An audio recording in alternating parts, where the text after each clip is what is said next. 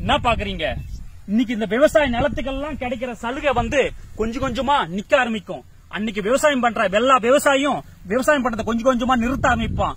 அன்னைக்குதான் இதுதான் சான்ஸ் சொல்லிட்டு ஒரு நாளைக்கு பல கோடி சம்பாதிக்கிற கார்பரேட்காரன் இந்த விவசாயம் பண்ண உள்ள வருவான்.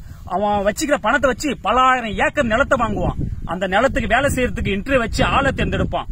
3 மாசம் 6 மாசம் விளைய வேண்டிய பயிரை கெமிக்கல் யூஸ் பண்ணி ஒரே மாசத்துல விளைய வைப்பான். அந்த விளைய வச்ச பயிரை 40 ரூபா 30 ரூபா விக்கிற அரிசியை நான் 15 ரூபாய்க்கு தரேன் 20 ரூபாய்க்கு தரேன்னு சொல்லி மார்க்கெட்டிங் பண்ண ஆரம்பிப்பான். இதையும் மக்கள் ஆசையா நம்பி வாங்க சாப்பிட ஆரம்பிப்பாங்க.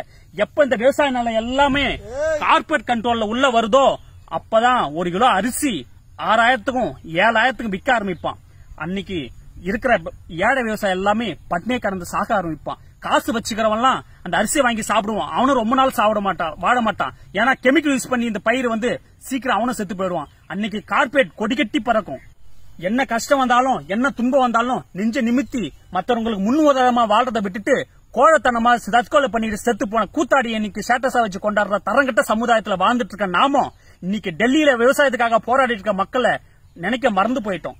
இன்னைக்கு டெல்லியில அவங்க சுயநலத்துக்காக போறனாலும் மக்கள் போராடினாலும் நாளைக்கு நம்ம சாப்பிட போற ஒருவேளை சாப்பாட்டுக்காக போராடுறாங்கன்றத நம்ம மறந்துட வேணாம்.